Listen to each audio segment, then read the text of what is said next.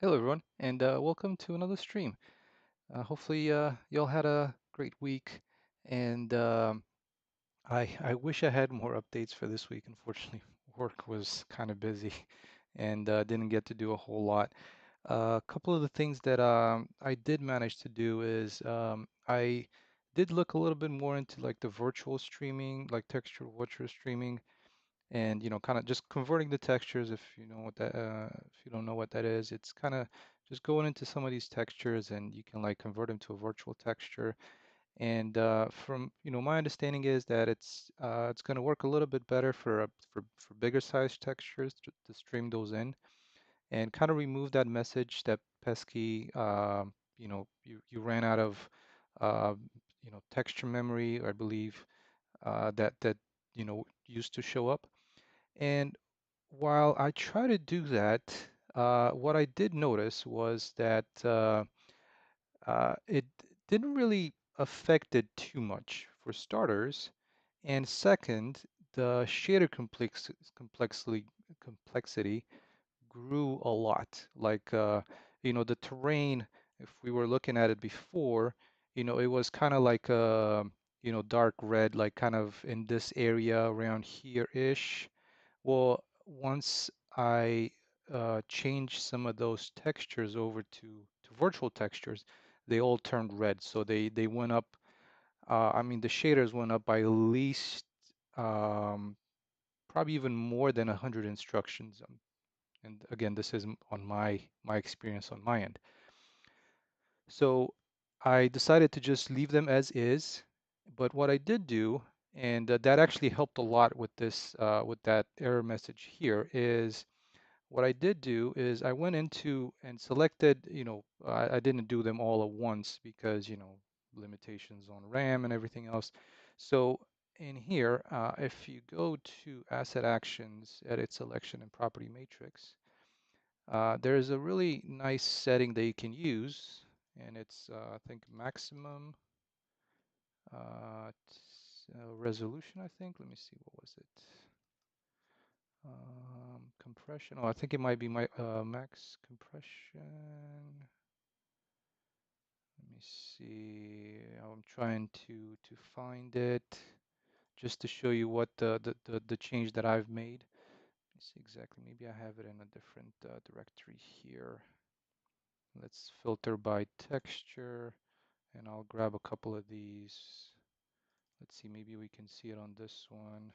I thought it was like compression or resolution. Oh yeah, so maximum texture size. So setting that, I've set that for all my textures to 2048. Of course, there's probably other textures that could be set even lower, and that has helped tremendously with that message. Like sometimes I don't even, I haven't, I had like hours of working that I haven't seen this pop up again. Um, So again, the virtual textures might work great if you have like, 4K and you want to keep that resolution, like 4K, 8K type of textures. But in my case, I don't really have any of those that I needed to be at 4K or 8K. And so that's what I did. I went into one of these, and if you have multiple of them selected, like for example, let's grab these. So asset actions, edit and property matrix. You can do a control alt to select all of them. And then in here, I'm not sure if it's under texture or compression. So it's under compression. You can choose, maximum texture size and just set it to for example, 2048. And from some of the guides that I've seen on YouTube as well and Reddit and some, because there's not a lot of on the forums, also some of the YouTube videos from Epic, it seems that's I think an easier solution to implement than a virtual texture stream to set it to a virtual texture. Because what the virtual texture does, you also need to update your driver, or your not your drivers, but your shaders. So basically, I would have to go in and, either create an alternate shader, like a copy that takes in a virtual texture, or uh, put up like a static switch to switch to say use virtual textures or not. and I didn't really need anything like that. So far, so good. Whenever the message pops up, it's like in the 50 to 100 megabytes type of stuff. But yeah, my main thing was that the shader complexity just got it everything kind of turned red. So it was okay. I'm gonna use this max resolution setting. So that was just one of the things that I found. Just wanted to share with you guys. Hi, Imran. Hello, hello. How are you doing? Welcome. Yes, and another thing that I ran into, and maybe others might run into as well. Just wanted to kind of mention these at the beginning of the stream, so you don't have to like watch the whole thing. But and that kind of took a good part of my already low low hours that I had this week, is for whatever reason, and I don't know why. Um, I think it's still like the world partition is probably still buggy with Unreal. That's probably a thing, anyways. So what had happened is, if you were to look at the landscape, I have all these like landscape spline streaming proxies. So each one of these is for like a given section of the terrain, right? So it's probably used in the world partition to um, uh, to help with loading, like if you set them up on like grids and such. So what had happened is one of these had become unloaded. So you would see some of these, and I can show you how they would look. It would be like this. But this one, it tells you the reason. It's unloaded due to the data layer. So this particular asset is um, on a data layer that I've shown you guys some stream ago, where it's like one of these data layers that I'm just hiding some to help me with better performance in the editor and like just setting things up. Now, in the case of that landscape streaming proxy, this was literally just unloaded. And no matter what you would do, like some solutions on the internet are like to go in here and like select everything and load again. It would not work. So Unreal kind of lost track of it somehow. I'm not entirely sure how. I've seen it happen before. So what I ended up doing is I ended up going into, you'll see that there's like a package short name, and in here you can like copy actor file path. So that way you can navigate um, to the actual actor, because this world being using external actors, they would be like in an external actor folder. So if I was to copy this, so let's take a look at where this is, and I'll just navigate to that real quick. So you'll see it's right here. This is the particular asset, this BP tunnel section doorway that is here. And in my case, what I did is I jumped one directory up and I just deleted it. And what happened at that point was, you know, when that one was unloaded, it was literally like this. It was hidden, right? Um, you know, you weren't able to do anything to it.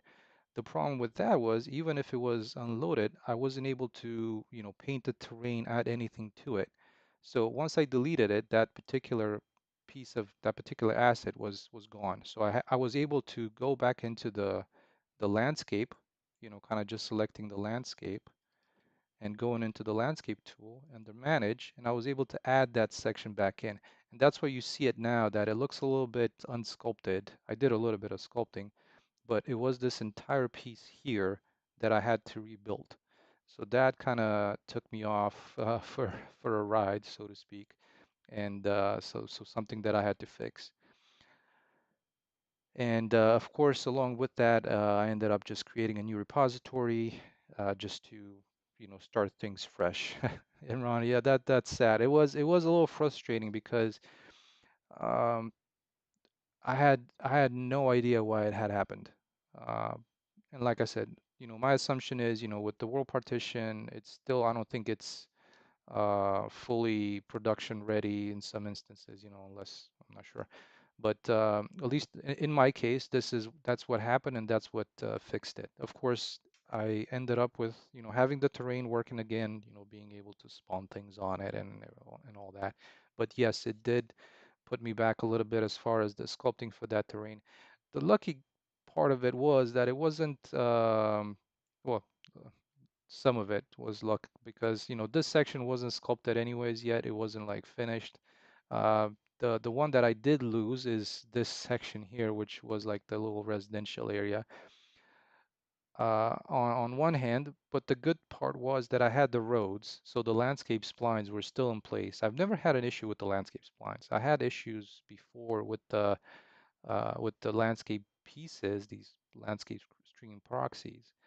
So I was still able to kind of sculpt the terrain around the splines and at least, get a reference of where I want to sculpt things. But yeah, it was pretty frustrating that I wasn't able to load those bugged out sections again.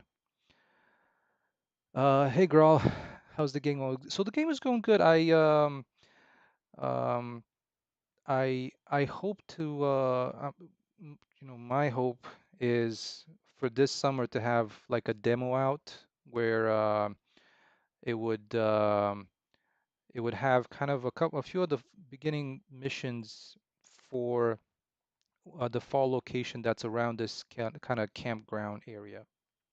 So this being here, and so I'm hoping to get that demo, this summer, and all according to according to the weather, the weather being, work and everything else. So yeah, but yeah, as far as that goes, there is still some work that I need to do around, kind of finishing the town area, building that out. I've while I was fixing this area that got broken by that unloading bug, uh, I've added a little bit of, kind of just the ends of this town over here. So there's like a couple of back roads, kind of behind the buildings over here.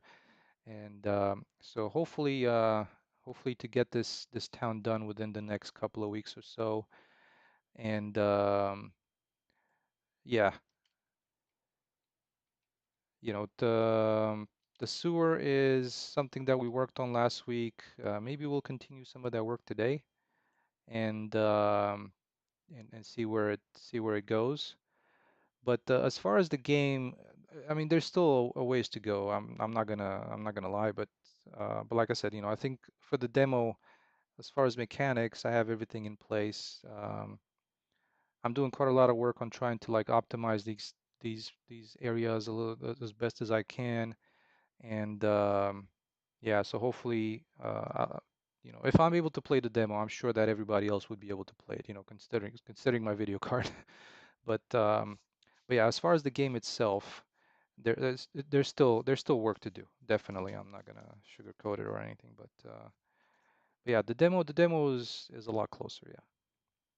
Hamza, welcome, welcome. Hello. Okay, yeah. Uh, so that's kind of the the not so productive update for this week. Like I said, kind of just investigating around virtual textures and trying to figure out what works best in my case.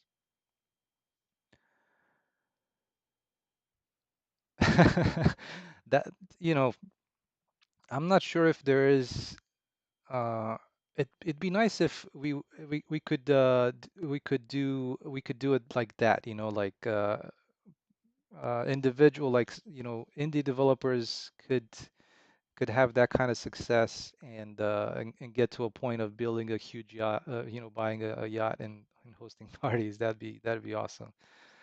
But I think everybody kind of goes into it and just having this as a passion project and hoping they could make some money off of it, to be able to live off of it and have this be their full-time job. Hamza, I don't have a Steam page yet. I'm I'm planning on building one out once I get closer to releasing a demo. And yeah,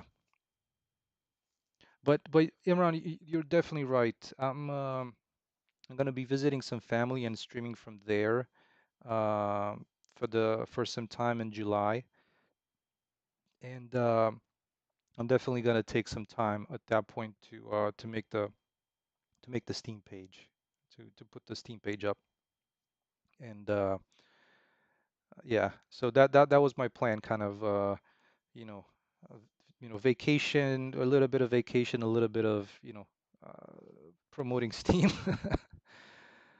So yeah. Um, Yeah, that exactly. That's one of the reasons that I was thinking about it and doing it, in advance. That's that's what I'm thinking. So yeah. All right. Well, so I was thinking, yeah, as you can see, there's, this area too was affected by uh, some of that issue that I ran into with the unloaded area. Hey, Miles, welcome, welcome. And what I was thinking was to since this again, I'm gonna need to resculpt some of it. I was thinking of maybe continuing some of the work that we started on the sewers and maybe try to get this room finished out just so that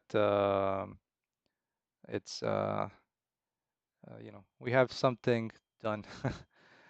So logo graphics done.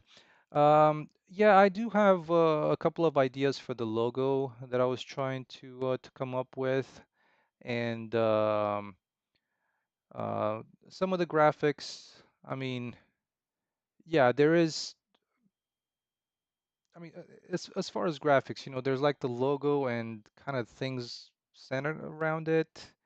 Um, I mean, if you have some suggestions on far as on how, because I know like, graphics, I'm trying to think, um,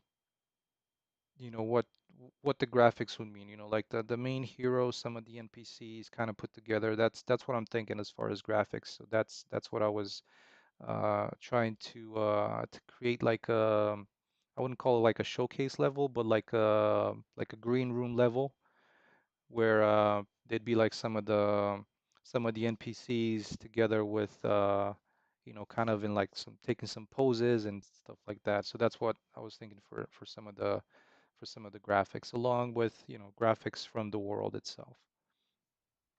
But yeah.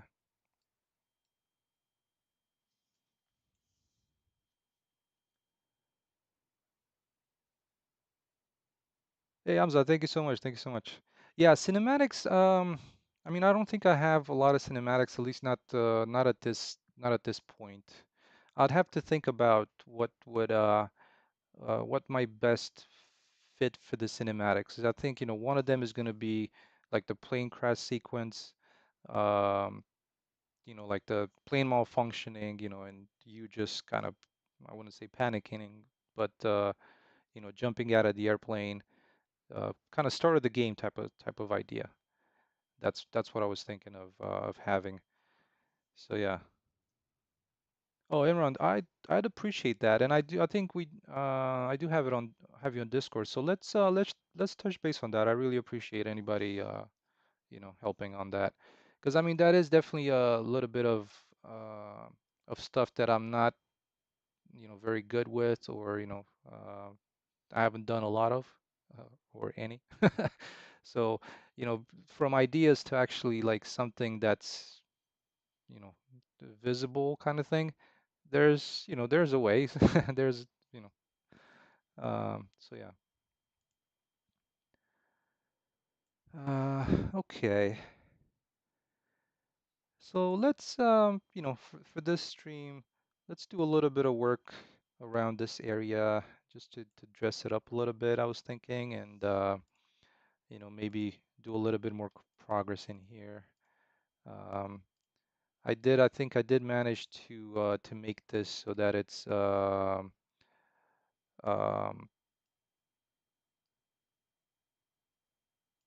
the player can stand and navigate it without a problem. Oh, thank you. I appreciate that, Imran. And just adding some like items around here. Uh,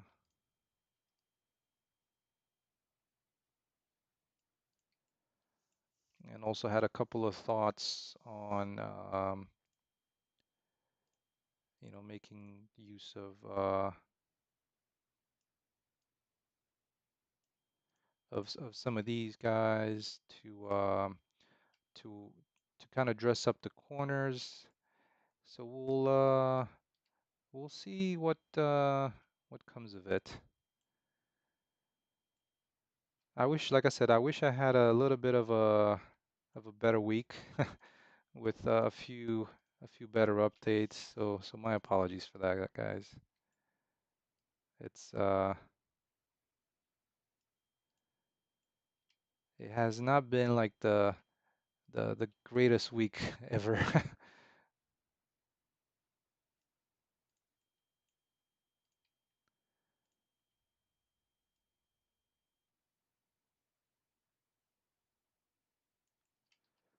There we go.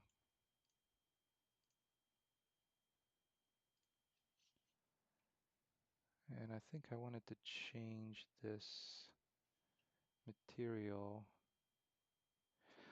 Yeah, and one thing that I wanted, that I was mentioning about the virtual textures, uh, like it seemed once I changed from a standard. So let's take a look at this real quick.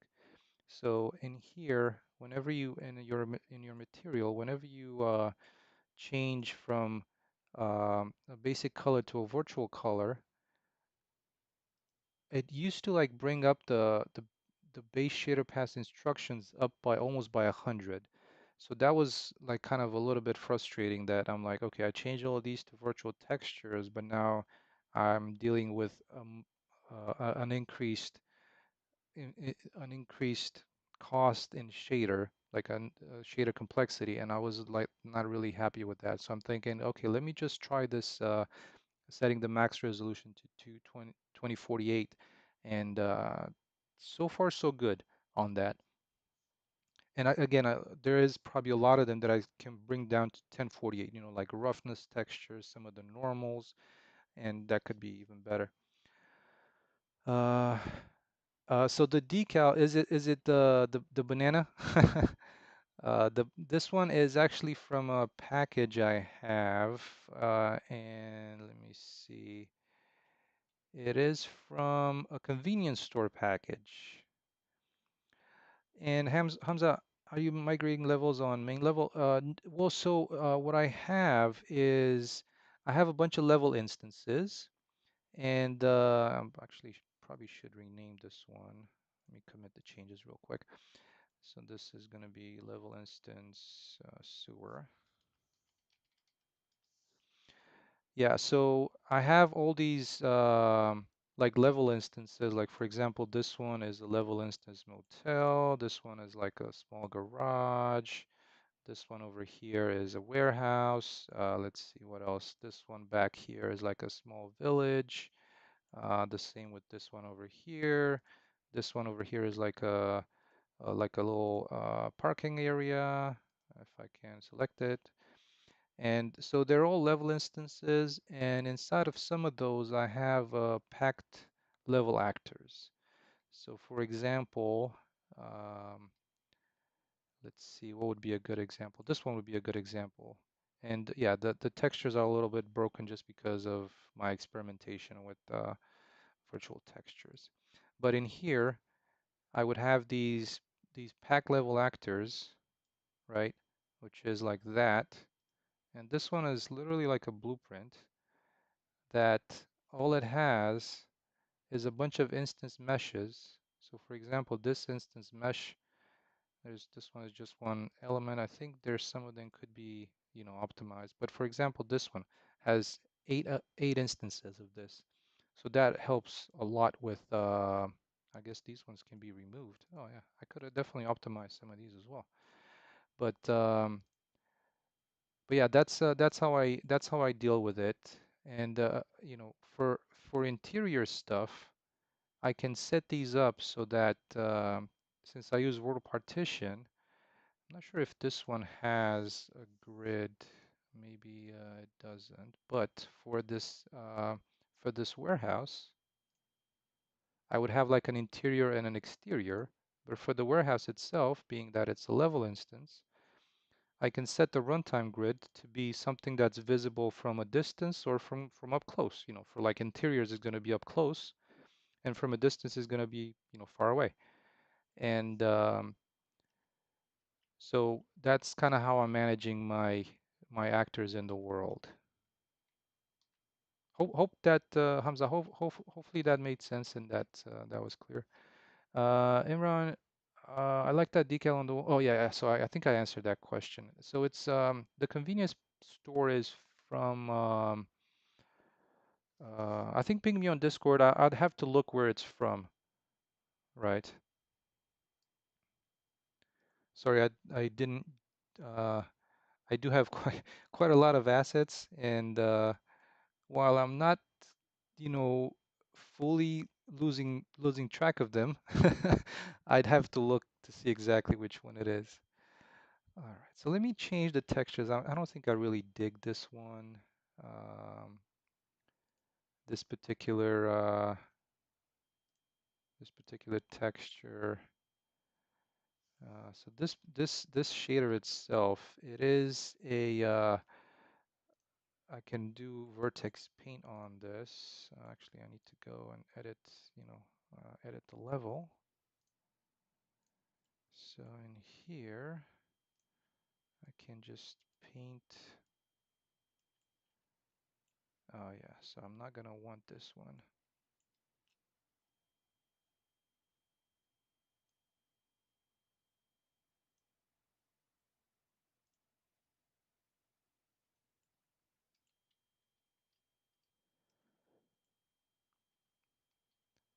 Oh, okay, yeah, yeah. Well, you know where to find me. So more than happy to help.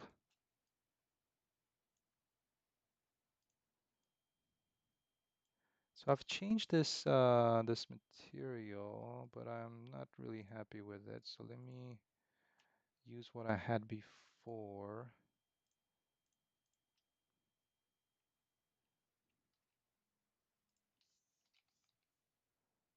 just to make a change here real quick.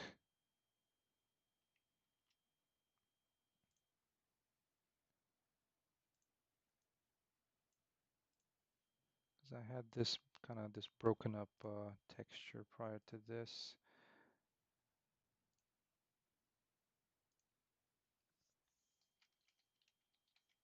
Whoops, I went a little too crazy on that.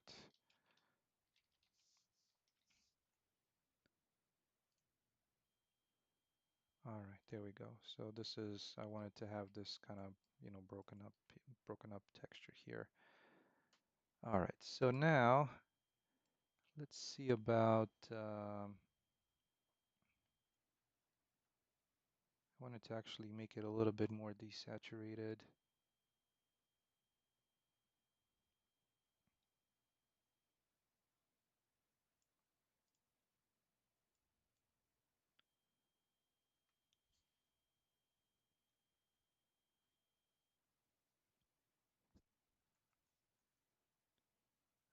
One second, guys.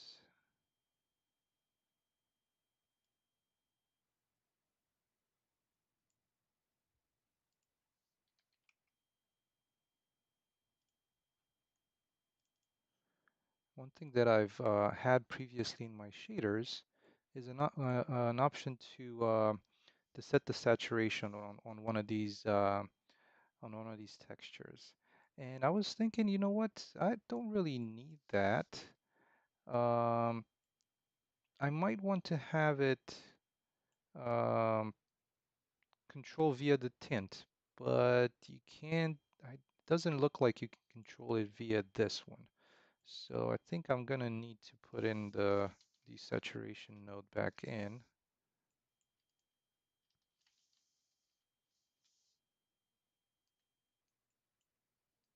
to be able to control it that way. So let's see.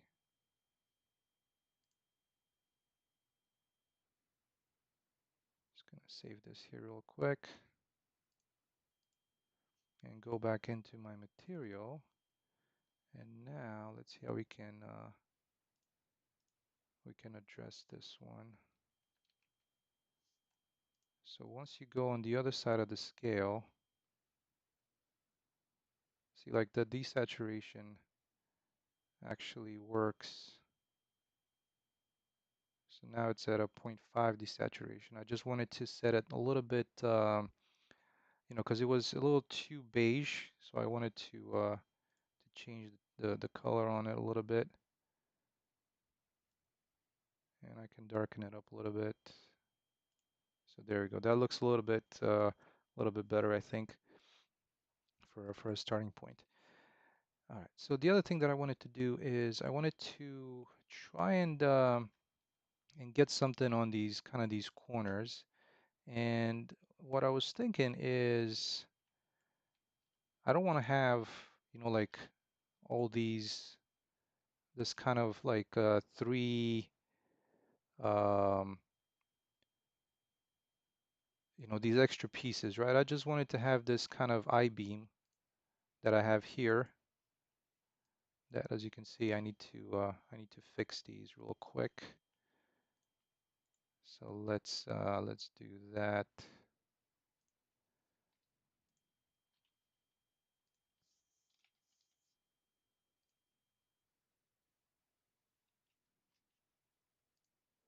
So I wanted to have this I-beam, but I did like the little bolts that are kind of, you know, coming, you know, poking through it, so to speak. And now that I'm thinking about this, I was gonna try and see if I can do this in Mixer.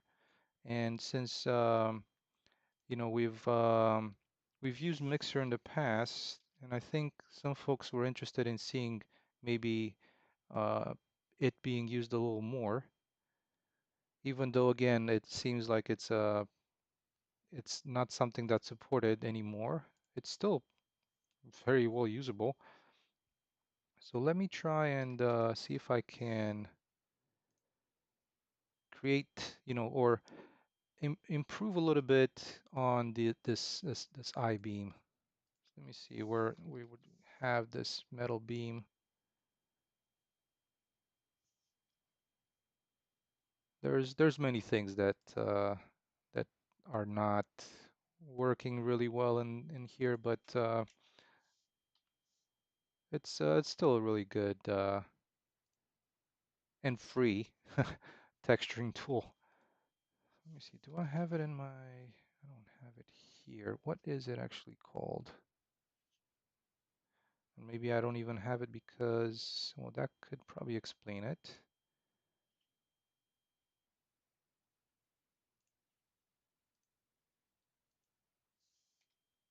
Sometimes the search is not really working out great. And in all honesty, I don't really know if this is actually connected to.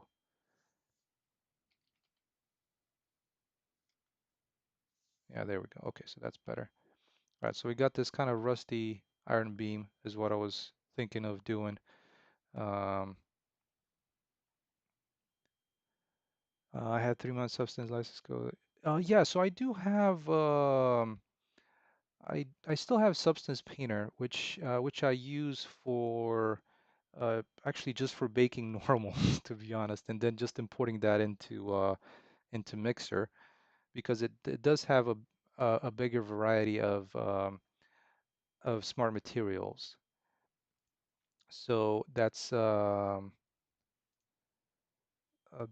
of the things that I kind of, you know, that's kind of my workflow at the moment. So using Substance Painter to just for baking. So what I was hoping to do here is I was hoping to get some bolts kind of just painted across this. And let's see how that's gonna turn out. So I got the layers in here. I believe this would have been a paint layer, and I'm gonna start with, I don't really have a lot of presets. I'm gonna try and get some in. We'll see what would work, but I wanna try and paint one of these these guys in here, and I'm kind of curious to see if it's gonna how is it gonna work.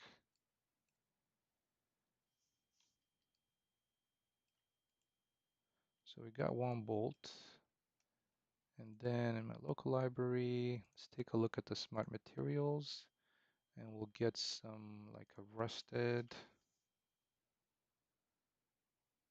Let's see this one because this one has some pretty good things to go with it.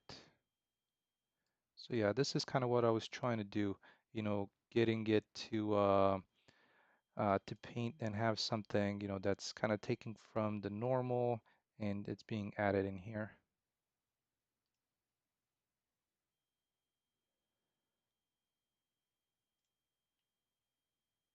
So then if you paint some more, this is kind of the result that you're getting. Maybe, this rusted paint is not necessarily the best one. So let's see, I'm gonna leave that in for now. Let me see what else do we have for, there's like rusted paint.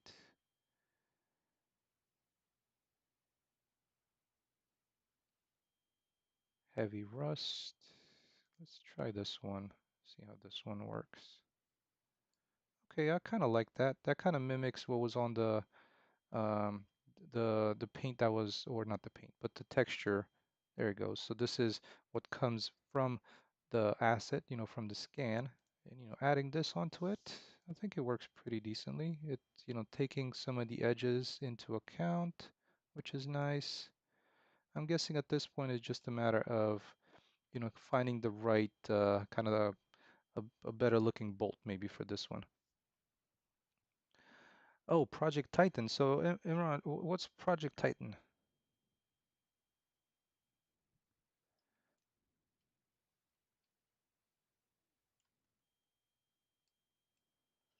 All right, so in the meantime, I'm just gonna try and find where did I put the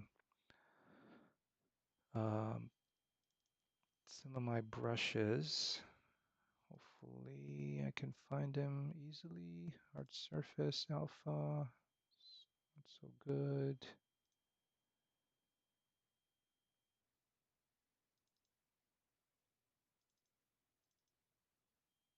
Bolts.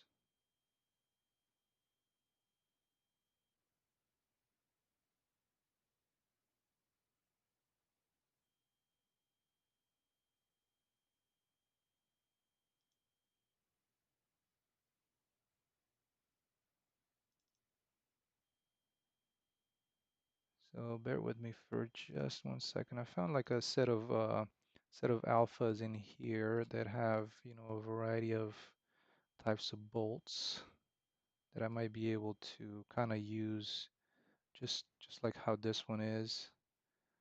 I'm not sure what would work a little bit better, but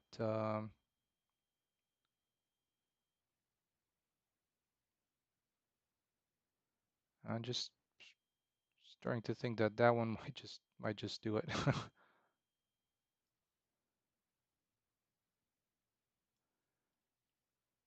And let's see, if I go into 2D view, so in the 2D view, I think might be a little bit easier because I got this straight piece here. So I might be able to paint it a little bit easier.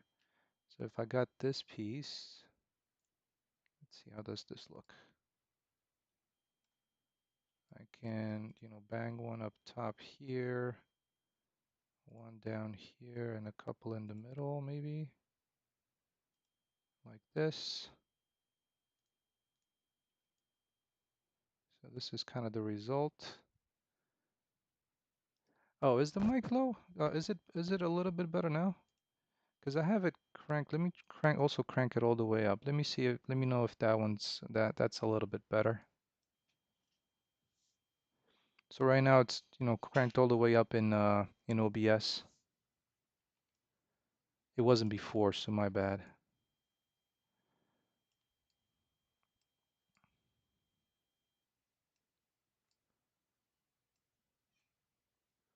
All right, so that's, I mean, I kind of liking it. Let me try and see if I just delete this.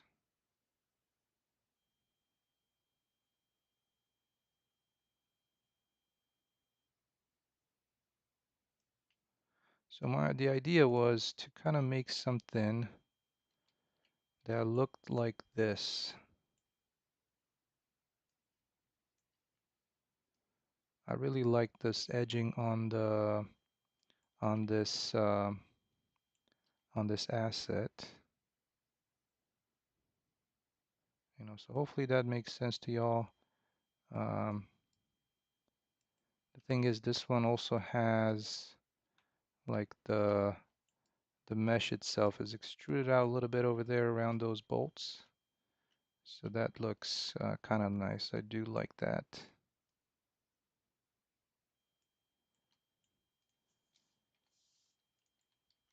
So what I was trying to do is just use one of these, I-beams to to dress up these corners. Kind of like that.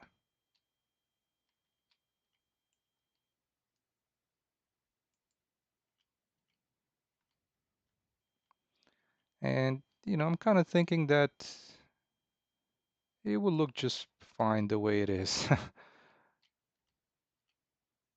Yeah, I think I might just do it like this. I was trying to see how it would look because, in all honesty, I do love the things you can do in here, just to paint some of this stuff on there.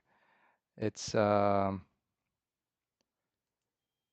but at the same time, it doesn't really, I don't think it adds that extra. I mean, I'm just picky, but you know, I think it's fine the way it is. So this is the edge darkening. Let me see, where was the edge highlights? Edge wear, and there's the edge wear. So this part here, this is like the cool part of this whole thing, is let's see, edges and cavities. If I can get this to be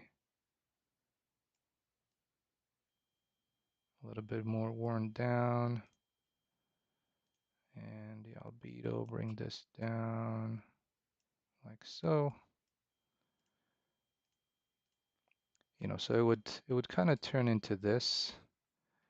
This is kind of what my idea was for one of these I-beams to so I'm just gonna save it for now. I might see how it looks later on, but it's a little tough to export it and get it into the engine. I'm not entirely sure. Maybe I'm having a setting that I miss. And so, hey, I love the look of this game. I missed it every time they've been. Oh, hey, and I'm so glad to that you were able to join. Happy to have you. And thank you so much. I'm really happy that you like it. It's always good to hear. Yeah, so this is kind of what I was also getting to the having some of these assets kind of along the edges. One thing that has always kind of not bothered me, but uh, it just adds a lot of detail, and just by simply adding these pieces along the corners, without it's kind of just like same color all the way across, and then having these, I think it breaks things up a lot better.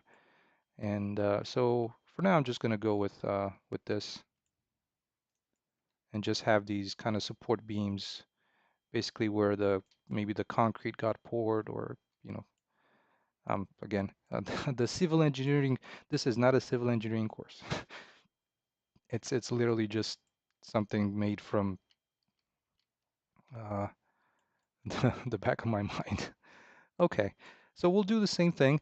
And in the meantime, I'm also going to go into Blender and kind of finish the unwrap for this so that inside of Unreal, we're not going to see this really odd kind of badly unwrapped sections there.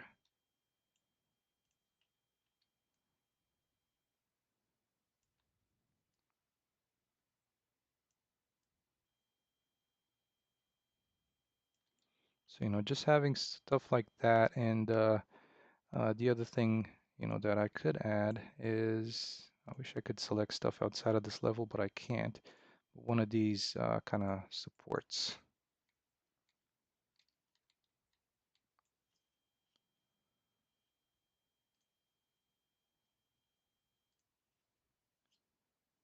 So this could be added for a couple of these walls. And let me just fix this real quick. And as you can see, I spent quite some time in trying to test out the virtual textures. But in my case, at least, I wasn't able to get a benefit from it.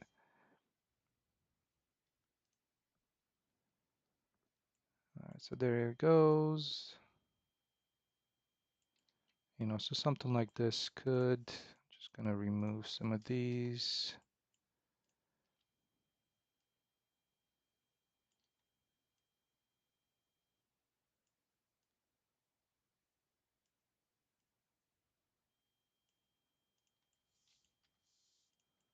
The nice thing about this structure is that it fits really well on a corner as well.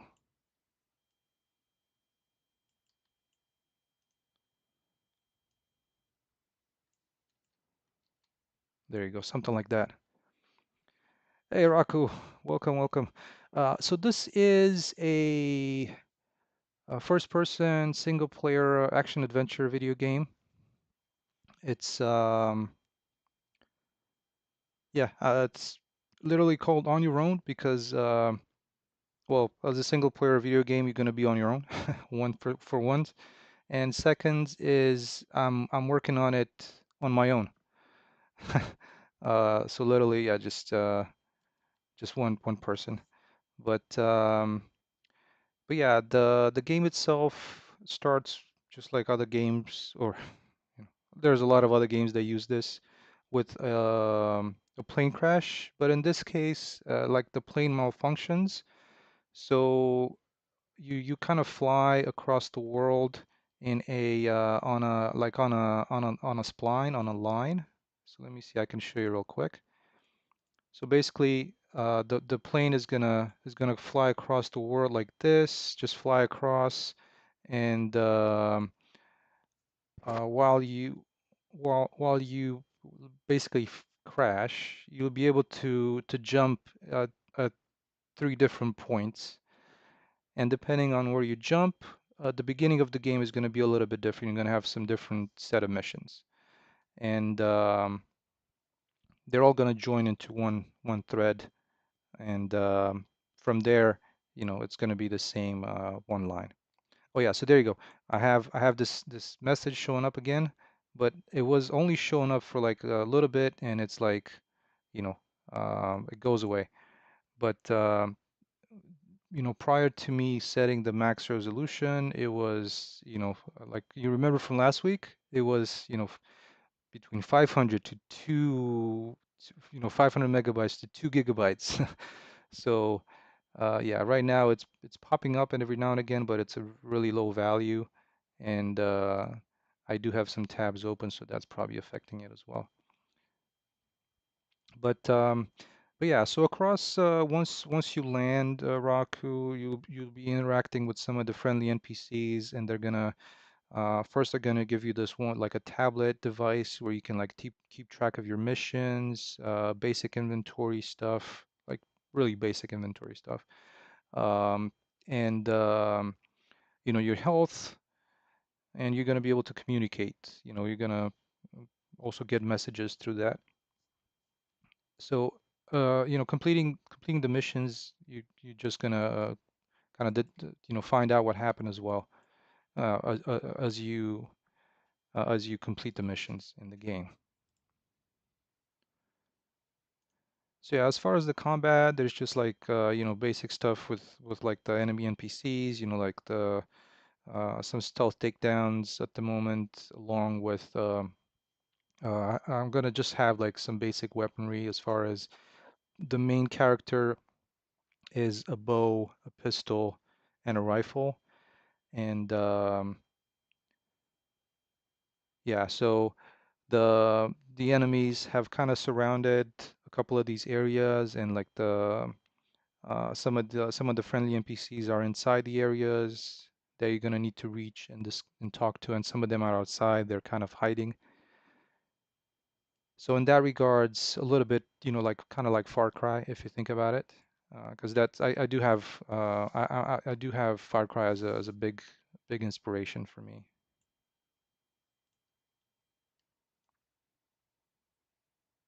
and namely, Far Cry 5. That was like my main uh, the Far Cry that I liked the best.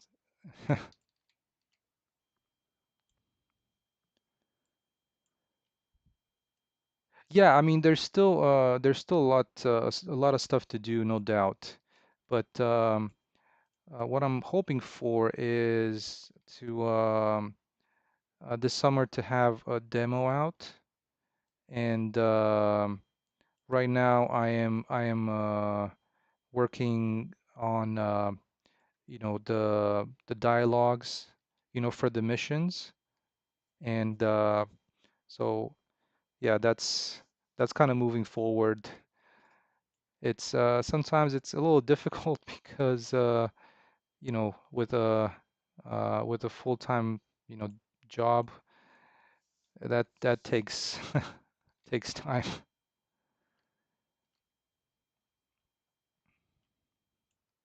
All right, let's fix the UVs here.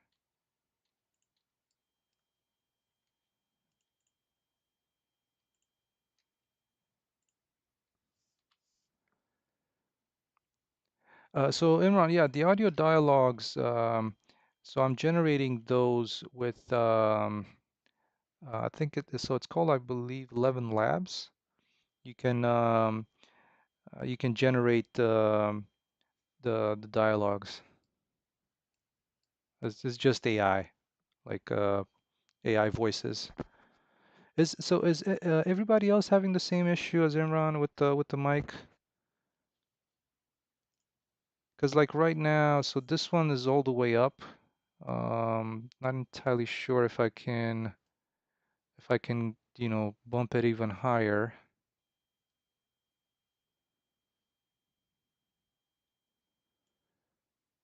Oh, and thank you so much, Rocco. Thank you so much. How many languages you will have? Well, I think, I'm gonna start with English because that's oh, the volume is also max. Yeah, guys, let me know if that's the same thing you're hearing. Not entirely sure.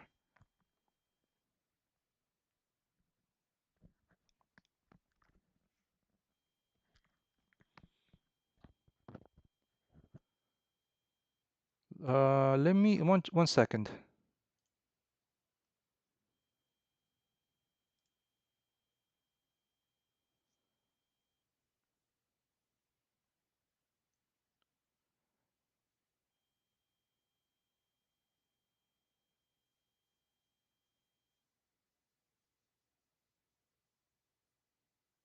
Oh, thank you, Atlantica. Well, let me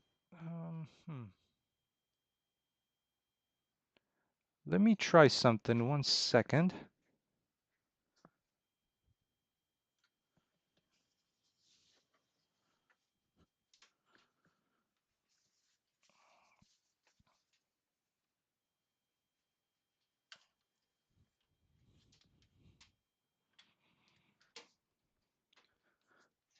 I also have a webcam, so I wasn't sure if it was like picking up the volume from the like the microphone from the webcam, but this thing is definitely showing me that it's my It's my what do I call it? The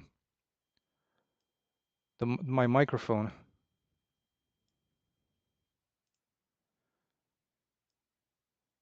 Okay, thank you, Raku.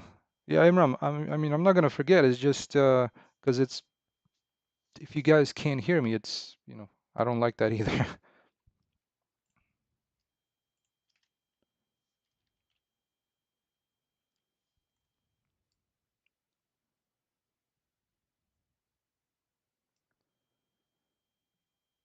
Thank you.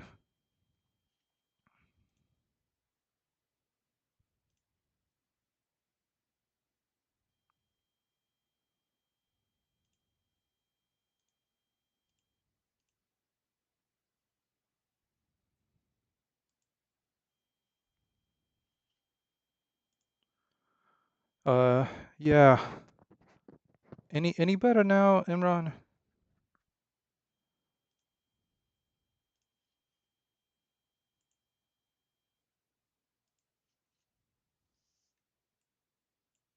Oh, great. I forgot to.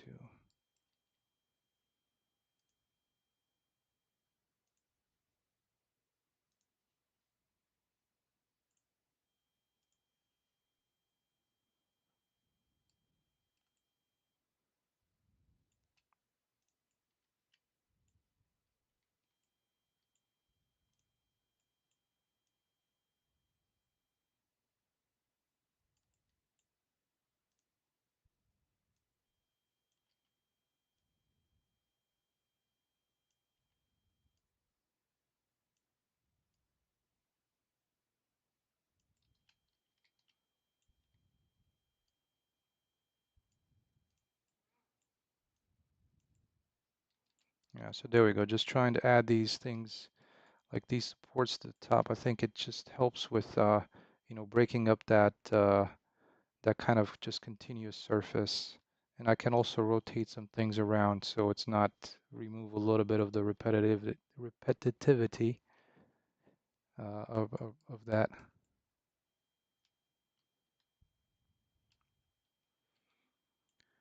And Rocco, um, that's or sorry, Hamza, that's one of the things that since this level is going to be rendered only up close, all these assets are not going to be loaded until you're close to it.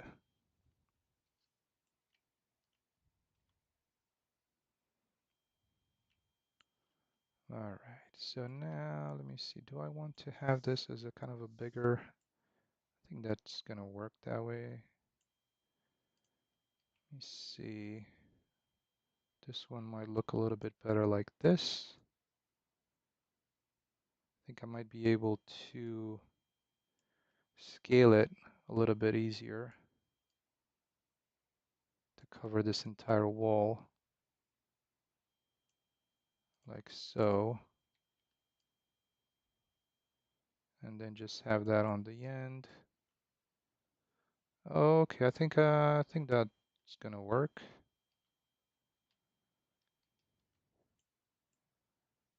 There we go. Oh, hey, thank you, Rocco. I'll definitely see you around in there. Glad to have you. All right, let me see. Where did those? Oh, did I go under the thing? Might have moved them.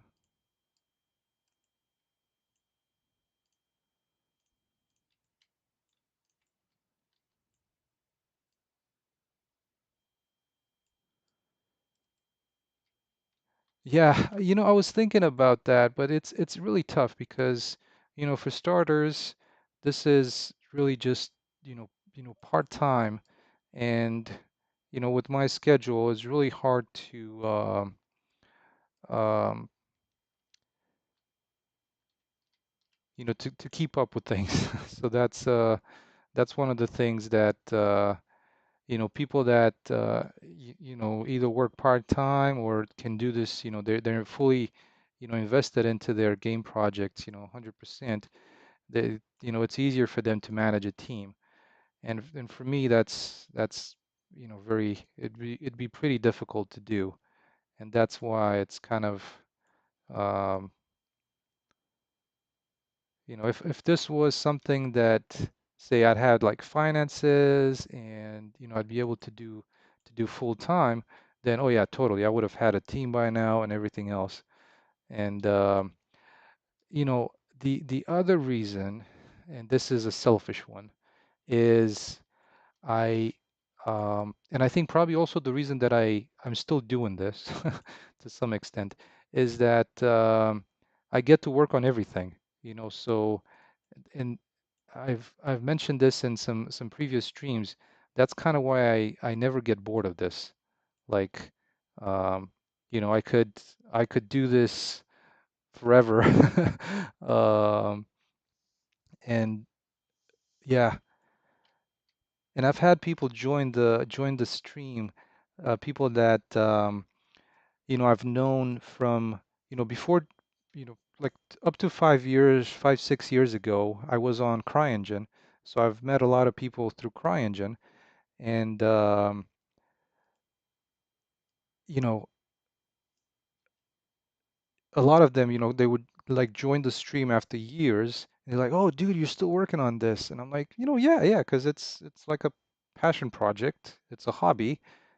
Hopefully hobbies turn into something of value, of, financial value, financial freedom, so to speak." And so they're like, "Yeah, you're still doing this." Well, so this is one of the reasons why I'm still doing it, kind of being able to do, all these things. I never get bored. At least that's how I look at it. Hopefully that makes sense to people, like how I look at it.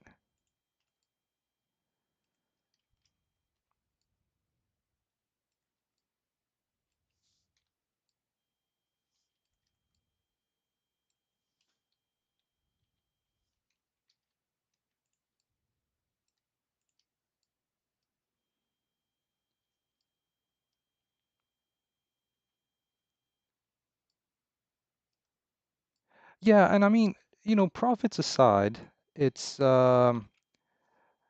because if I was to work with a team, definitely it'd be, profits for all. But yeah, the schedule is definitely tough to to try and I wouldn't say waste other people's time, but that's what sometimes it's tough if when you commit to something, right? And to also have people that are passionate about your project, one, and that they're patient enough with your schedule for seconds, which is hard. It's hard. You working in a game development? No, I actually just do software engineering. So uh, n nothing at all related to game development.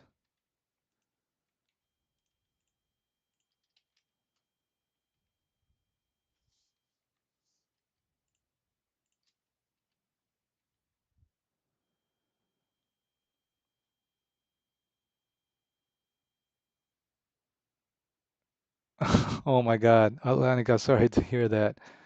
But but yeah, and I think Atlantica's story is similar to mine, like I have a day job so I can pay the bills and afford to like, uh, you know, live. And also, some of those money to go towards you know, buying like some assets, buying like uh because honestly, as a solo developer, there's a lot of stuff that I got off to the marketplace. Being frugal, look for sales and get stuff on sale. But yeah, a lot of it is just like with this sewer system. It started off. again, this one's free because it's off of a Megascan, but it started off with some, some like PVC piping for Megascans. And, but yeah,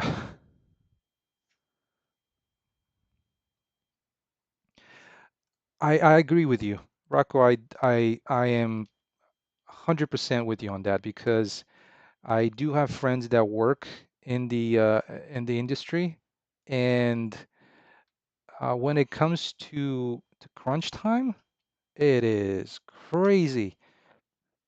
Like I would not be able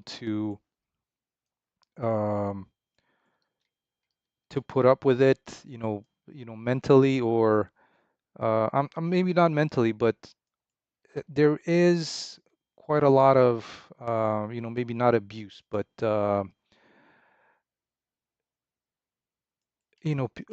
a lot of these companies, especially I think when it gets into like bigger companies, they know that people do it for a passion and they really love this. So I think it's easier to end up maybe abusing. So I do like, and also there's like there can be a mixed bag with the software engineering companies as well. There could be stressful times, but I don't think it's nearly as bad as it can get in like a game development environment.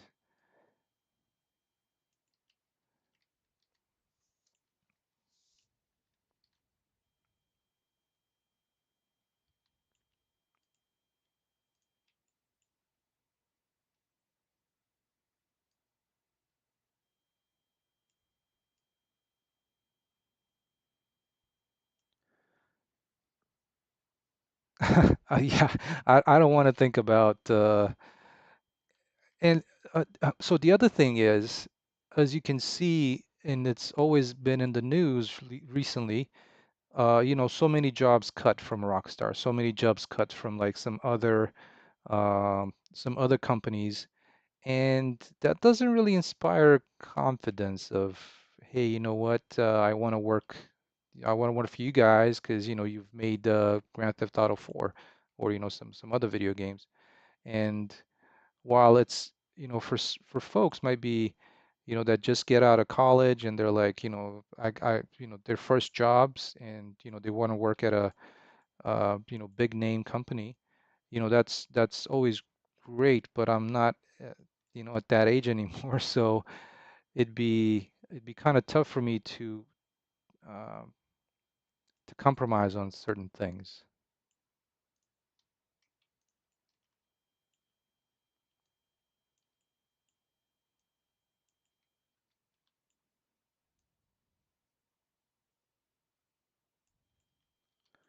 So that's why it's tough. It's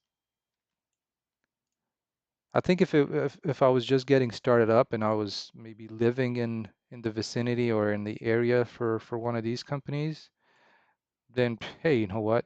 Um, I'd be willing to try. But yeah, the thing that kind of worries me is that there's there like Imran was saying, there's so many layoffs happening because literally a lot of these companies they they can go under from like a failed from one failed title. So that makes it tough. And I think, stressful at the same time. And I don't think we need any more stress in our lives. We have quite enough.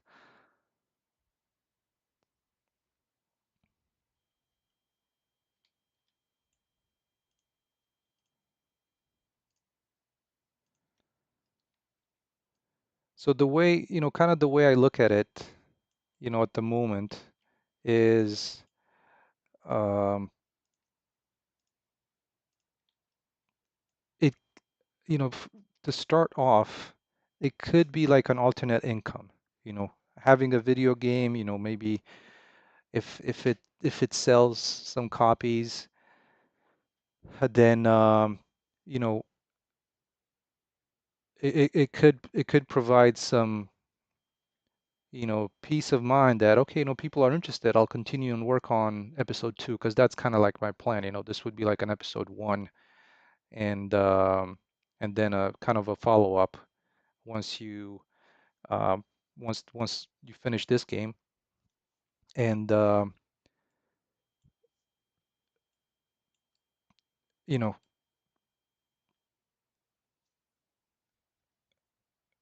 definitely, spending more time and like, and invest more in like episode two, depending on how this one goes. Yeah, and Imran, I have used the the some of the image generation tools. I believe maybe mm, uh, from Bing, like the Bing image generator to create some like logos and some stuff around the town. And hey, you know what? Things it does pretty well for something like that. I'm, quite happy with um with how it created some of those images. And we've looked at it just maybe a couple of streams ago where I did like a little bit of just the logo. Oh no, please don't crash. Oh man, that was close. I was thinking it was just gonna, because sometimes when it freezes like that, Unreal Engine doesn't like that, and it just ends up crashing. It froze for a second there. Okay, so I think adding some of those support beams around it, I think it helped. It, broke up some of those corners up a little bit, and maybe adding a couple across. They seem to also work with where the where this particular texture that I've used, where kind of the cracks are. So I think that also helped inadvertently. Not really planning, but so let's see, maybe I can also break this up a little bit across the ceiling here.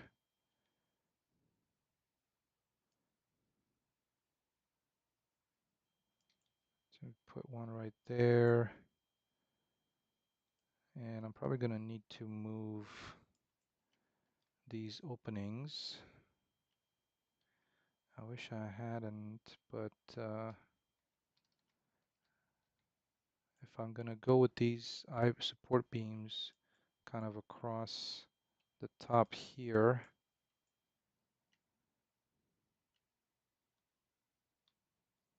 hmm, I'll have to see how I feel about that. Oh, did the audio go away? Really? Oh my God, what's going on here?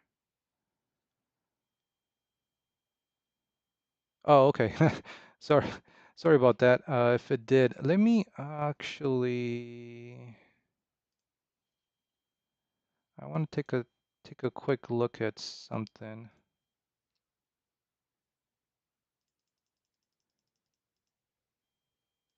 So let me know if you guys can hear me a little bit better now. What I did is I kind of upped this dB decibels here in the setting. I'm not sure if that I can't remember what I had it first time. Hopefully it's not too loud, or at least if hopefully it's better now.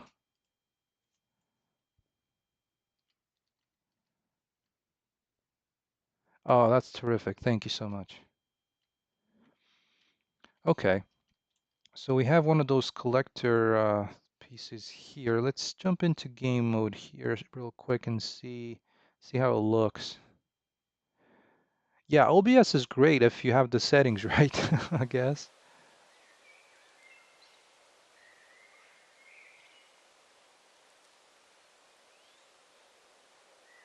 All right, that's good.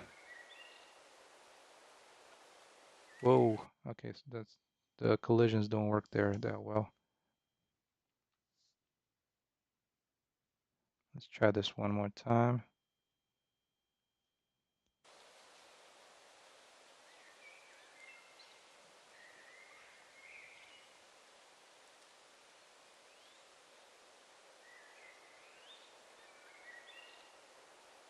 Yeah, so now like the video memory has gone up a little bit. It's like around 200, 400. So yeah, as to not being in game versus this one. And let me see. So Hamza, this is how the device looks. Uh, oh man, I forgot. I'm still going uh, through that section where there's. Let me just try and edit the collisions for this guy here. Simple collision.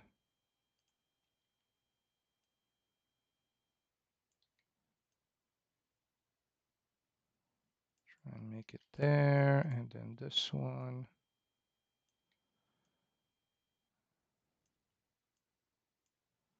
Like that. The top. We'll make this happen like that.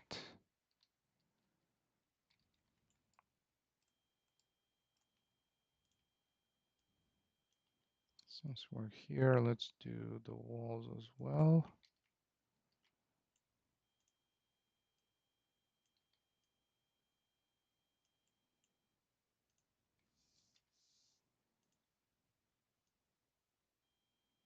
There we go. Under the map, yeah. Under the sea.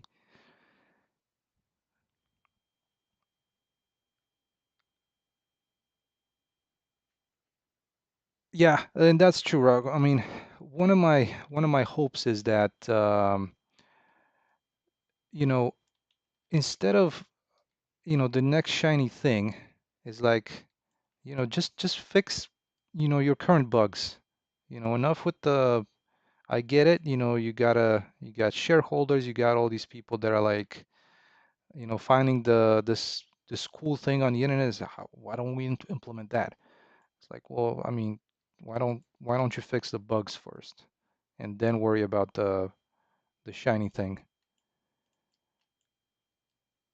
But I think that's what agile development has brought to us, We gotta put up all these new pieces of all these new features and, you know, keep with the existing bugs.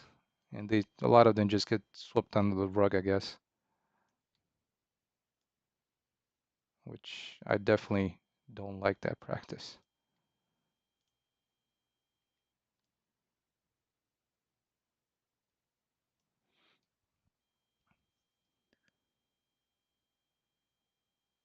Yeah, so your your uh uh your needs for optimization do not much match mine.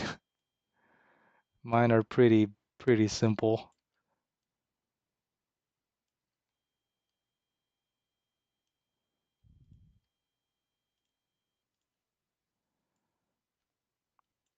Yeah, that's true. At least nothing that is, properly supported on some hardware. So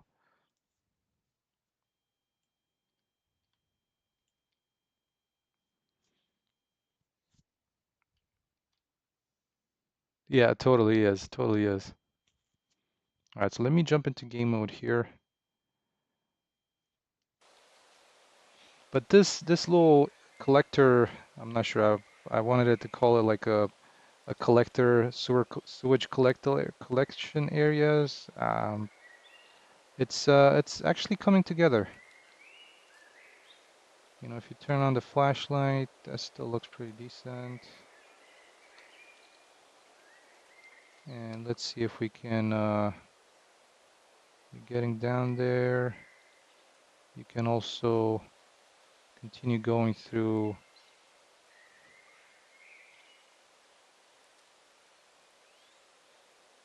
this.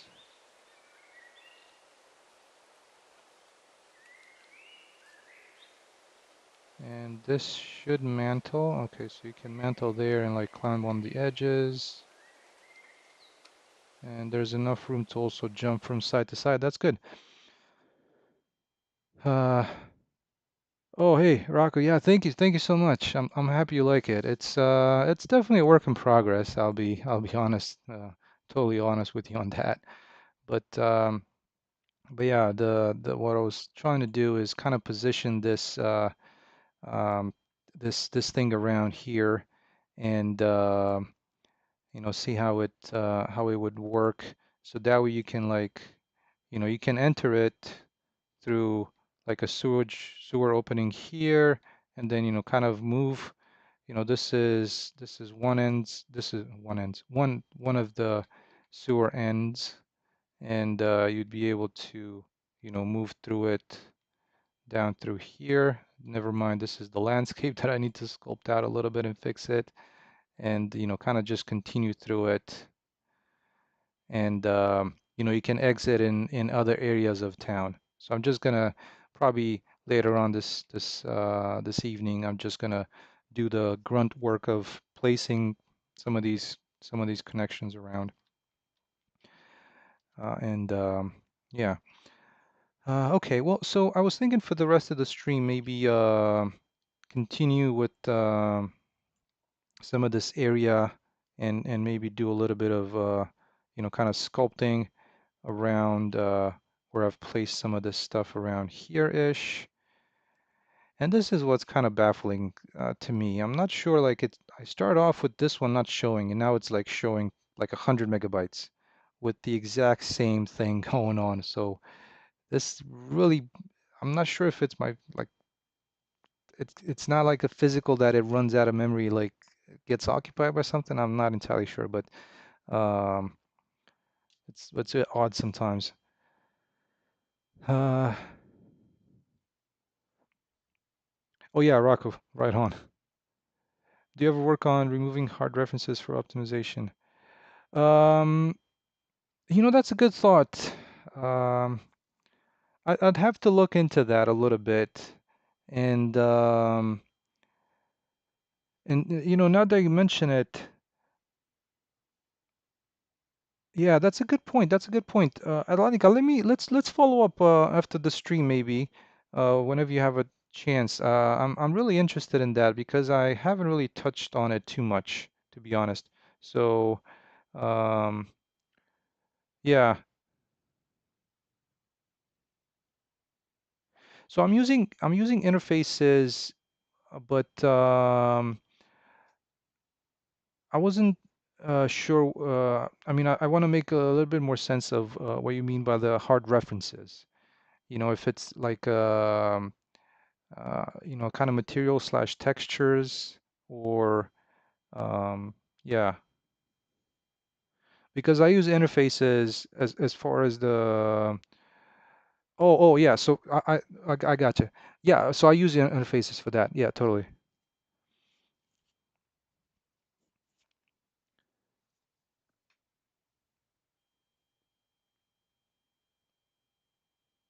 Yeah, I only cast when the that previous that existing actor does not have um like a reference to the actor that it's interacting with or something like that.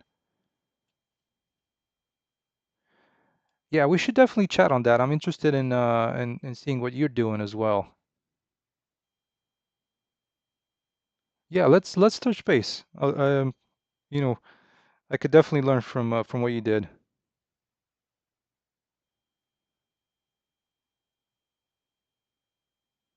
Hey, Alistair, welcome, welcome. Rocco, I'm using Blueprints. And a couple of the plugins that I have, they're C++ based, and they opened a couple of blueprints for you to like make changes.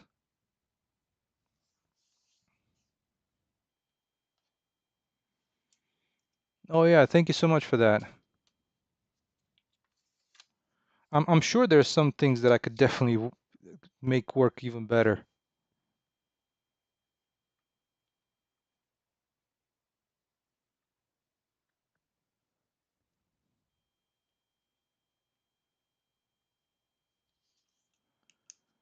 Awesome. Yeah, um I'll reach out to you, Alanika, and maybe we can have a quick chat and kind of look at some things. Appreciate it. Um, okay. So I think I was thinking of kind of doing a little bit of work around this area. Again, this is like the piece, the area where um, this particular landscape proxy was somehow became unloaded, and then I had to remove that external actor and just like add that piece of um, landscape back in. So I'm gonna try and do this terrace type of stuff and see what we can get done with it. And just as usual with this little cliff maker, little big asset here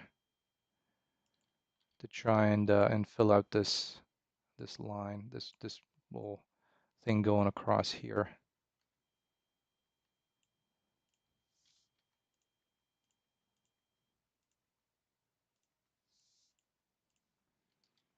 We'll see what we can achieve here.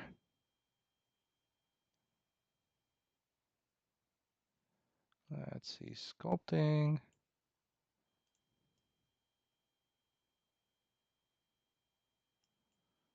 Smoothing this out to get kind of a ramp going up to here.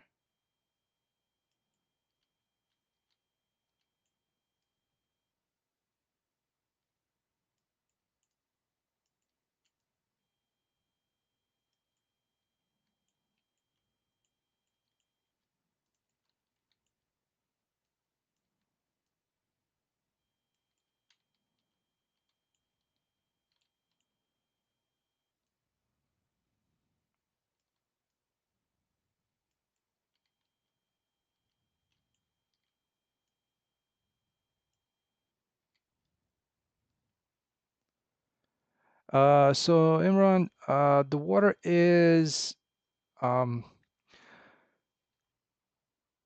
well, it's a good question. So I can it's right now it's just a material, and you know it also has like a physical material applied to it. So if I was to shoot at it, you know, there'd be like splashes and stuff like that.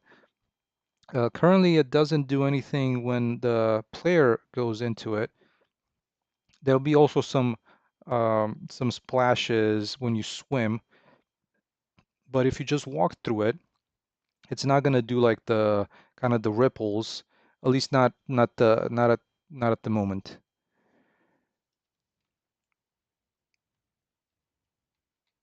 Hopefully that was hopefully I make made uh gave you an answer that was related to your question. Uh yeah,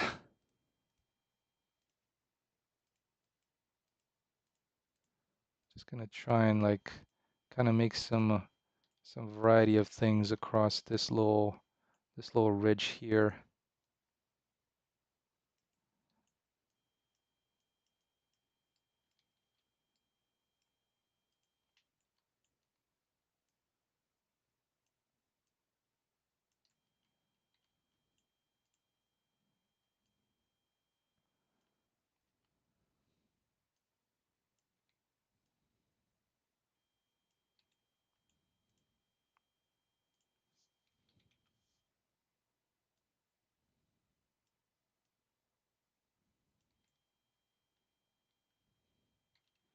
I hope once we're gonna paint some of the mulch surface is gonna and you know get some trees is gonna be good.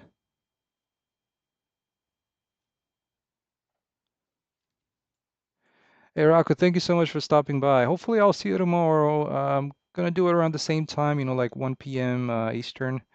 I mean, I hope that makes it for folks in like say India. Uh, that it's probably a little late, I know. Trying to like you know, kind of do it towards the middle of the day to see if I can get as many people as possible. I know I can't really make it work for everybody, unfortunately. So my apologies for that.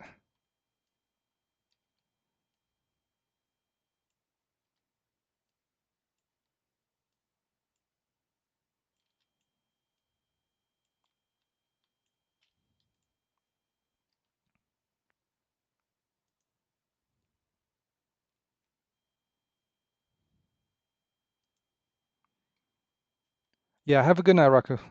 Hopefully I'll see you on the tomorrow's stream.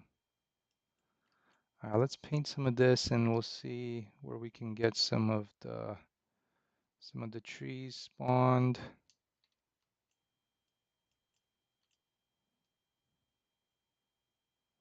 Hopefully that's enough to get some of those in there. So the rocks are not these rocks are just static meshes.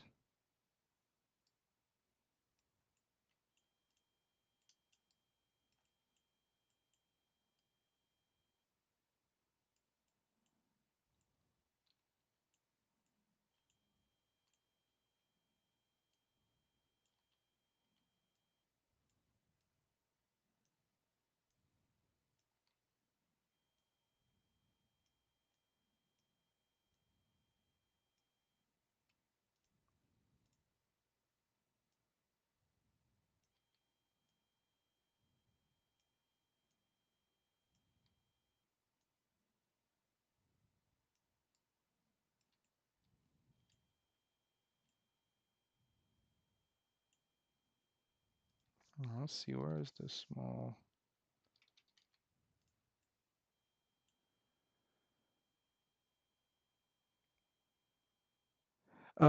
Yeah, so it does increase the draw calls, but what my plan is to create these and like a group of these to make them into like a one of those, what did I call them? The pack level actors, which would just create one actor with a bunch of these instances. So for example, I have a good example would be like this area here. So all these pieces are like the same actor. So if I was to select all these guys like this, let me see. I think they're all the same. Maybe I've selected an extra one, but you know, everything in here is like just two actors, right? So I think I should be able to just do this and create pack level actor. And at that point, that pack level actor is going to have two instances or, you know, two hierarchical instance actors with, you know, 5 or 6 different instances of each one. And at that point, it's just going to, it should only be 2 draw calls, if my understanding of it is correct as well. So yeah, but that's what I've noticed. So that's, you know, I was showing you that in some of those, you know, for example, in this level, like a lot of these boxes, they're all just part of like a one pack level, like a pack level actor. So yeah. So the difference is that a blueprint actor it would be, for example, let me see. So a blueprint actor would be this, you know, like an interactable piece. And a pack level actor is something that has, in this case, that would be this is actually was a pretty good example. So this particular one, let's see, this one is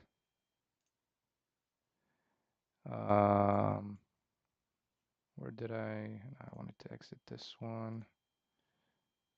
Let me see. So this particular one, I wanted to edit this one. So for example, this is a pack level actor. And inside of it, you'll see that there's this thing called like an instance static mesh or a hierarchical instance static mesh.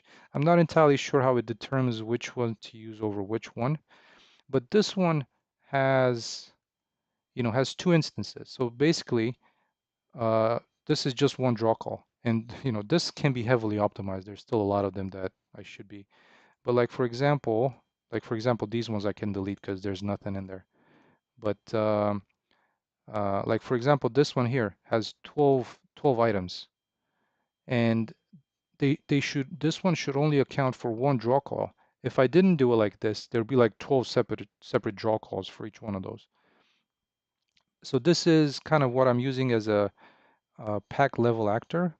It's got all um, these instancing uh, type of actors, right? So this is specifically just like if you were to add here instance static mesh, right? So it's an instance static mesh or a hierarchical instance static mesh. And that's what I've noticed is that that helped decrease my draw calls, dramatically. And once I have everything placed in here, that's what I plan on doing. Like for example, these blocks here, whatever this structure is going to end up being, there's going to be like a mixture of this rock and then this rock, right? So once I mix them all into one pack level actor, they should only do like 2 draw calls. In theory and in my understanding and what I've noticed so far, it's kind of pointing in that direction. So where I need blueprint scripting, yes, exactly. So blueprint scripting, and even, I'm not going to say that a pack level actor you can't have blueprint scripting. I haven't tried it. I think you could, but I would, yeah, the way I do it is I keep, my blueprint scripting into a blueprint actor and the instance static mesh in a pack level actor, just for, you know, performance reasons. And so far that has been a good experience for me. It works. I'm still, new at it, but so far so good. That's one of the things. Like whenever you have repeating stuff, like I was showing you maybe a little bit earlier, like for example, this particular building, this is made out of, um, it's just a pack level instance actor because what I have is a bunch of repeating meshes that are like these room walls, the roof, the handrails, and that's whenever you have something that's repeating a lot of times, I think that's where pack level actor is just the way to go. All right, so let's do a little bit more of this, painting some of this mulch around here, kind of just behind this area, back here.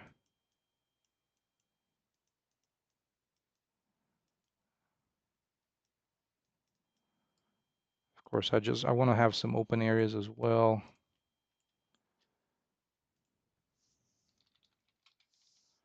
And let's try and resimulate this and see what we get. Oh, you're welcome, Imran. My pleasure.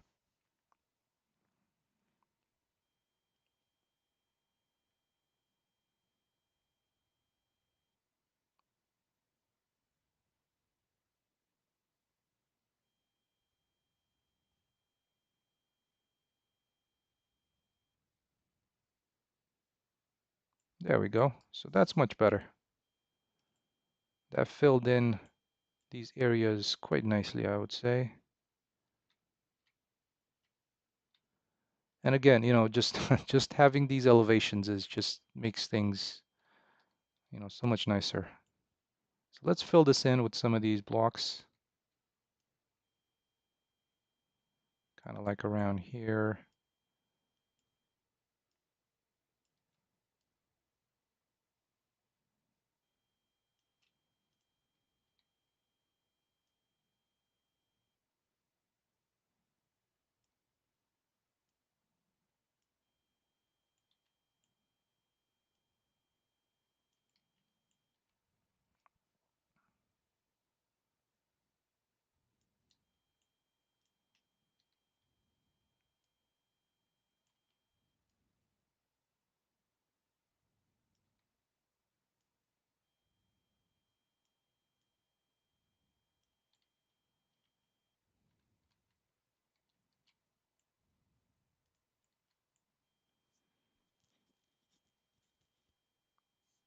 Hey, double P. No, this is actually just a mesh. It was called I think I got it from CG Trader, I think. It either might have been free at one point or something like that, and it's literally just a big block, and it's just perfect to because it's a really big asset, so it's just perfect for for these placements.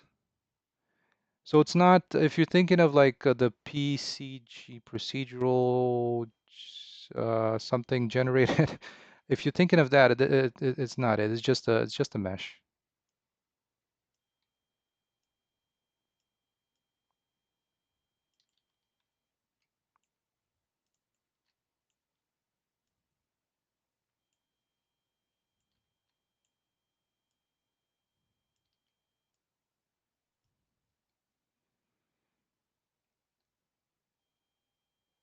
Yeah.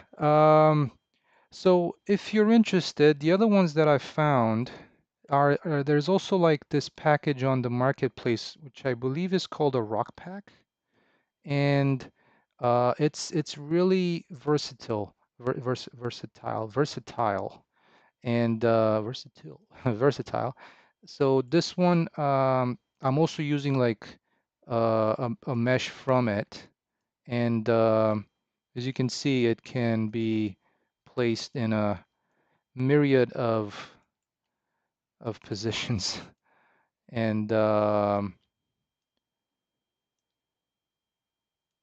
so if you're interested, you can DM me on Discord, and I can point you to where that package is.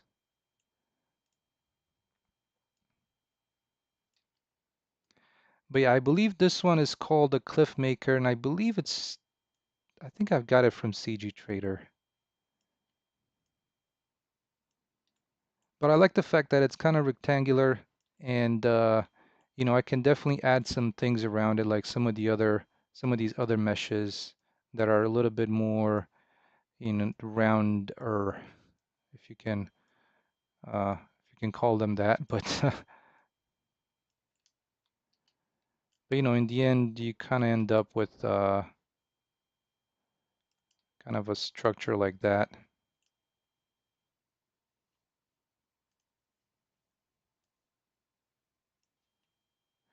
So, all these packages, like right off the bat, they might not work for everybody because they all have different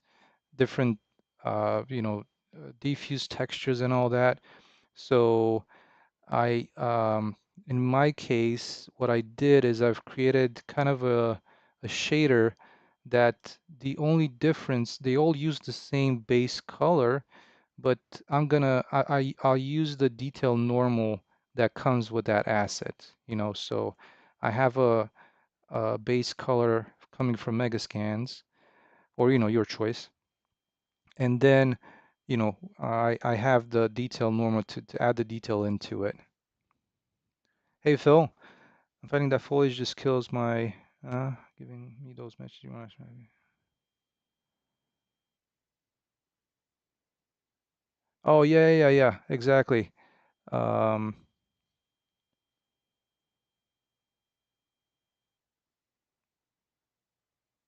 yeah, try and do that, and it's actually very useful, especially like for example, this is like a really good example here. Like I have maybe 20 of these, and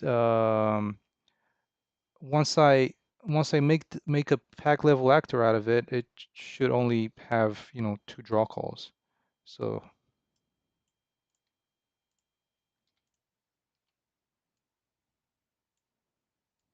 so that's why I was trying to find um, some of these like rock meshes that are versatile and that I can, use them in multiple locations. So for example, I have this particular one, and then I think I have like four different ones that I use throughout my entire level. And so yeah, this is kind of what you end up with what I might do actually is, let me see if I can.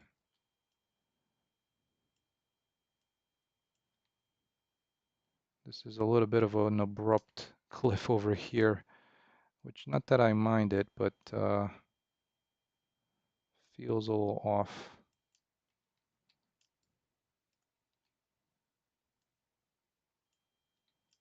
So while this one is great, it's a little very, very cube-like shape, which, there we go. So now it's a little bit, breaking up that hill. Yeah, that's what I've been experiencing as well. So I've been the reason that I went with it, I've experimented since this, I'm using this as an example. I've experimented with this interior because this one has a lot of the same assets, and it really brought my draw calls for this particular level. It brought it down drastically, and it's still it can be made even better. So yeah, let me know how it goes. While in the meantime, I'm noticing this number that keeps going up. This is like, it's kind of baffling, but um, like when we first started going into this, this wasn't even showing, and now it's like 400, 800. It's like all over the map. But anyways, okay. So this one here looks pretty good. Um, yeah. The other thing that I've been using as a kind of just as a kind of fallen debris type of detail is like right at the base of this, because there's this kind of like this line uh, that's kind of broken. I mean, kind of breaks up everything. So been using one of these type of type of types of meshes. And again, using 10 of these and putting them into a pack level actor should help with just being just one draw call. Something like this.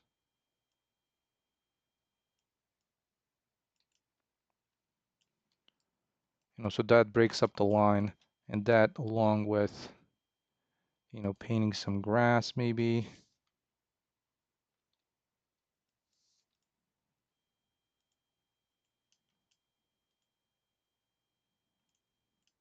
should help with that.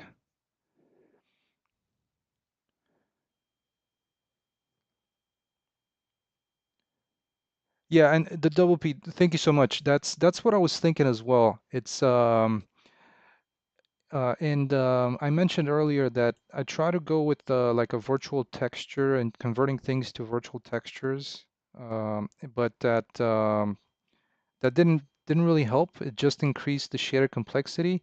So what I did do is I just set the max resolution for a lot of my textures.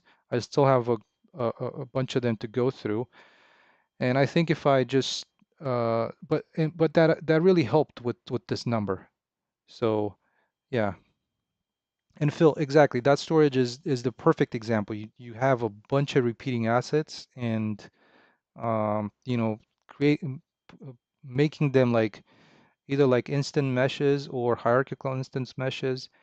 That's one thing that I couldn't figure out is how does the engine decide which asset to make into like a hierarchical instance mesh or into like a static inst or like a instance static mesh, because I have a combination of the two when I created those pack level actors. That part I have not figured out. So I can't tell you much on that in that regards.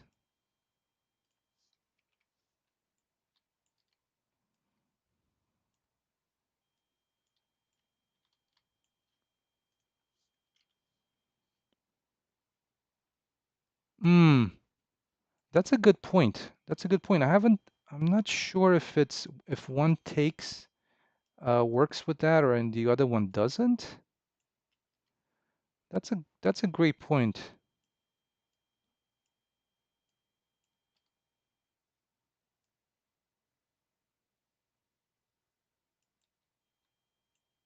Hmm.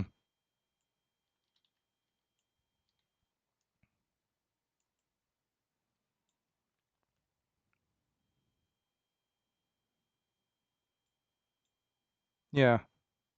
So Imram, are you using LOD or Nanite? I'm not using Nanite.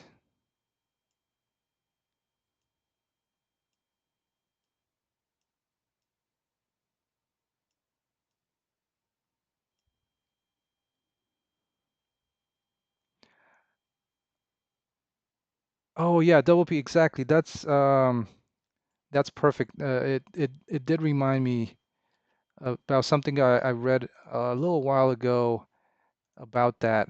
That's exactly what it is. I can't remember where I've seen it, but yeah, that's perfect. All right, so there we go. Adding a little bit of these things around, here and there to help with the transition.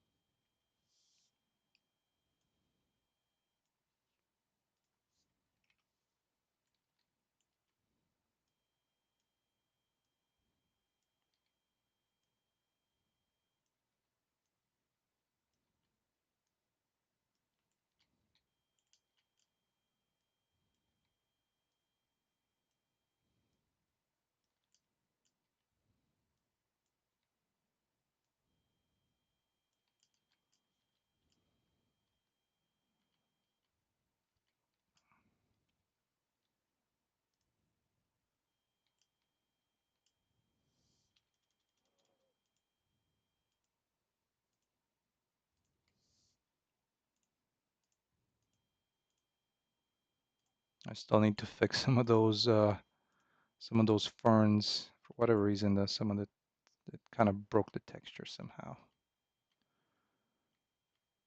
All right, so that kind of cliff set over there is looking okay-ish.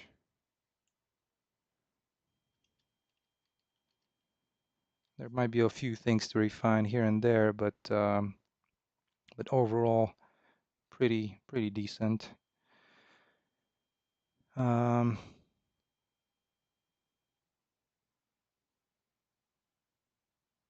oh, double P. Yeah, that's probably you're definitely right. Huh.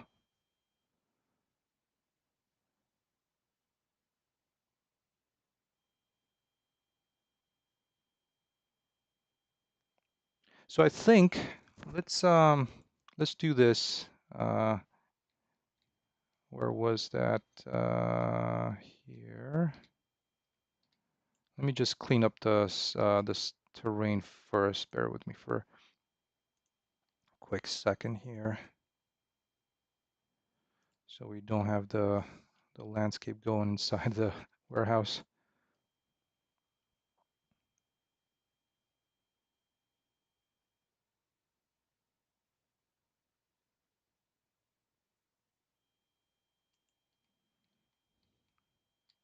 So what I wanted to check is, as you were saying,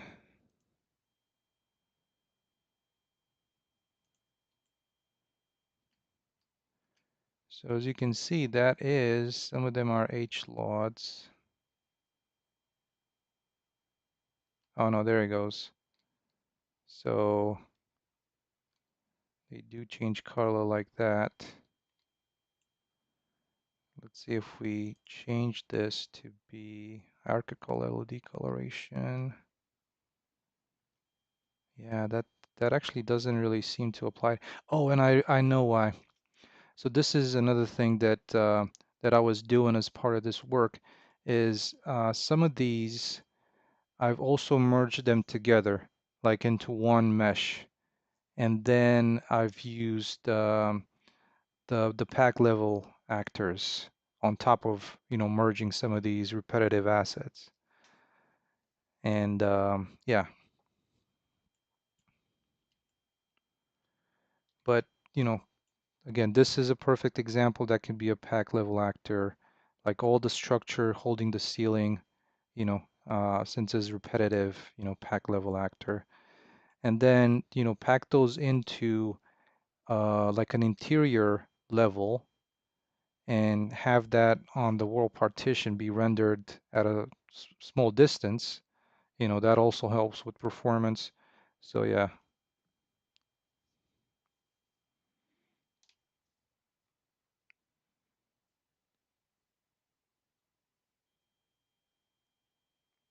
Oh, okay. Thank you, Atlantica. That was a great find. Thank you.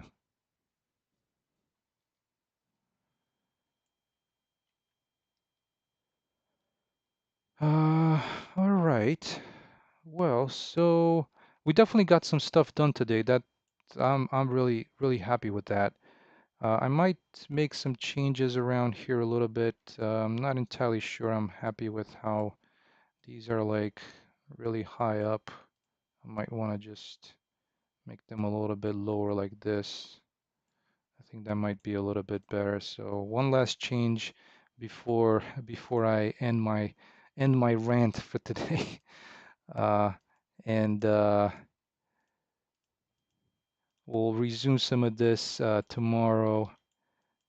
But in the meantime, let's do a little bit of this here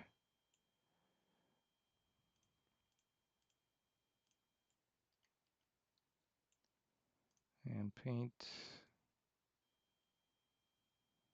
some more of this. Get some of those trees happening in that area. Let's see, maybe we can do a little bit on this edge like that.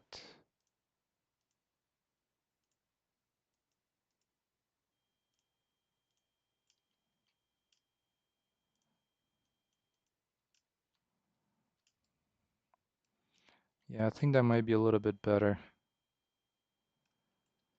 I didn't really like that, this one was like really like a sharp corner over here, just poking out. I'm not sure why I didn't feel it too much. At least now it's got a little bit different. So one last simulation, and I think we'll call it good for today. So again, thank you guys so much for stopping by. There wasn't, again, I was hoping to have a little bit more updates from this week, but it just, I guess it wasn't meant to be.